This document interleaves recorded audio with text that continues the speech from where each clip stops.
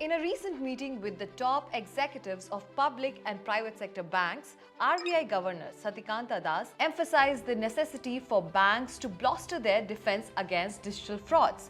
This directive comes amidst the backdrop of several key financial concerns, including the gap between credit and deposit growth, unsecured lending trends, and risk associated with liquidity and asset liability management. Hi, I'm your host Riya, and in today's video we will talk about what were the issues discussed in this meeting and what were the outcomes. But before we move ahead, make sure you have subscribed to our channel Freedom Money English and download the Freedom app.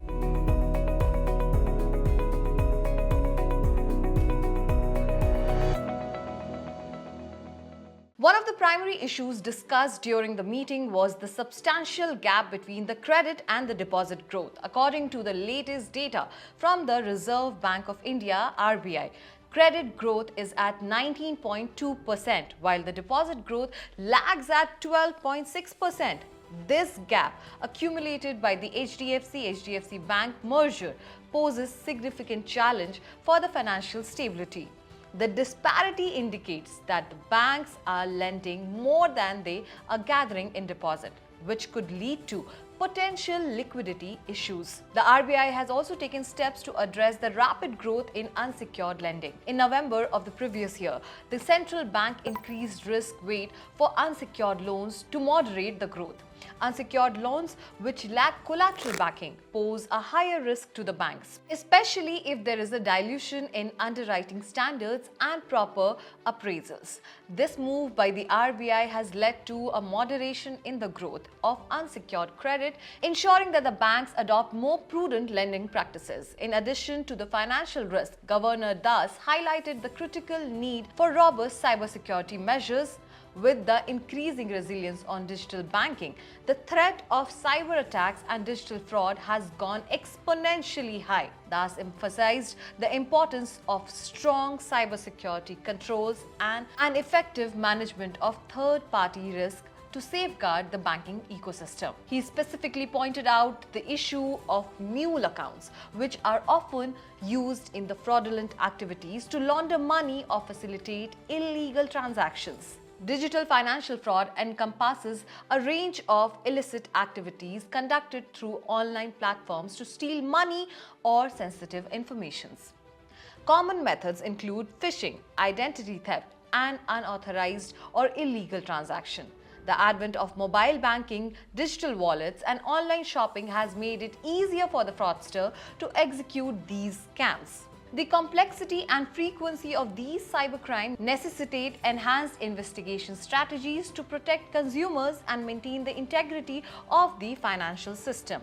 To give you a real-life example, in year 2019, in a SIM card swap fraud case, a Mumbai-based textile merchant named Mahim lost at least rupees 1.86 crore, which was illegally transferred from his account by unidentified person to 24 other bank accounts to various banks in Delhi, West Bengal, Jharkhand, and some northern states. According to Mahim, his cell phone had stopped functioning after he received some missed calls in late night.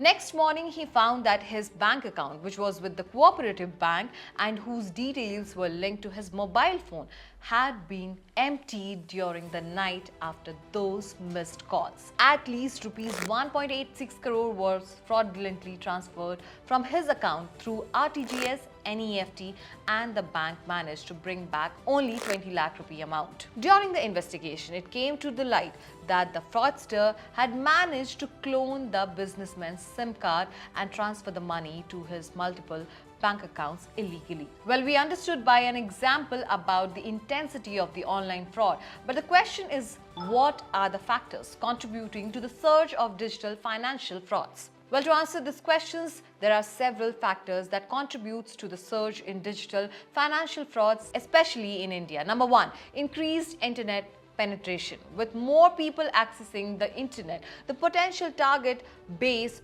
for fraudster has expanded. Second, low digital literacy. Many users lack the knowledge to recognize and avoid scams, making them vulnerable. Third, rapid adoption of digital payments. The shift toward cashless transactions, especially post-demonetization, has increased the opportunities for fraud.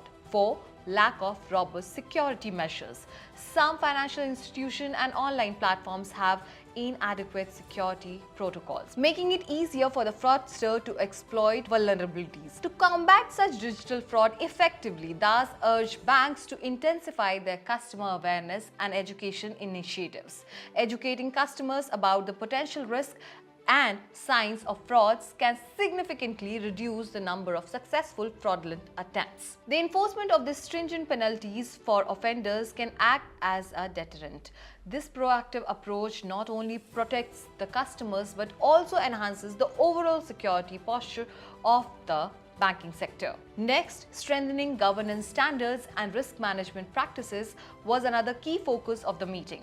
Effective governance and a strong compliance culture are essential for the stability and integrity of the financial system by adhering to high standards of governance. Next, strengthening governance standards and risk management practices was another key focus of the meeting.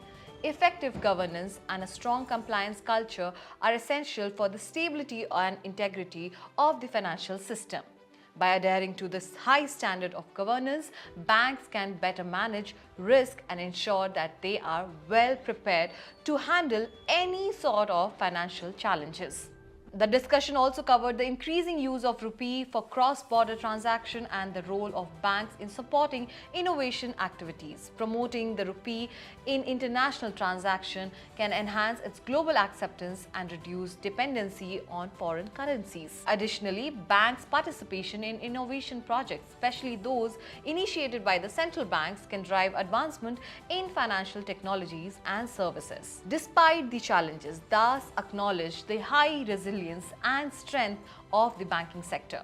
Improvement in key metrics such as asset quality, loan provisioning, capital adequacy, and profitability indicates that the sector is on a strong footing. However, continuous vigilance and proactive measures are necessary to maintain this resilience in the face of evolving risk. The meeting with the bank's executive is a part of RBI's ongoing engagement with the senior management of regulated entities. Such interactions are crucial for addressing emerging issues and ensuring that the banking sectors remain robust and responsive to both opportunities and threats. The presence of Deputy Governor and Executive Director in charge of the regulation and supervision functions underscores the importance of these discussions. As the financial landscape continues to evolve, proactive measures and continuous engagement with the regulatory authorities will be the key to navigating challenges and capitalizing on the opportunities. The RBI's emphasis on these areas highlights commitment to maintaining the integrity and stability of India's banking system in an increasingly digital world. Governor Satyakanta Da's call to action underscores the critical need for enhanced effort against digital frauds. By focusing on robust cybersecurity measures, effective risk management, and comprehensive customer educations, banks can protect themselves and their customers from the growing threat of digital frauds. Strengthening governance and compliance, addressing the credit deposit growth gap, and supporting innovations are essential steps towards ensuring stable and resilient banking sector. Well, that's all in today's video.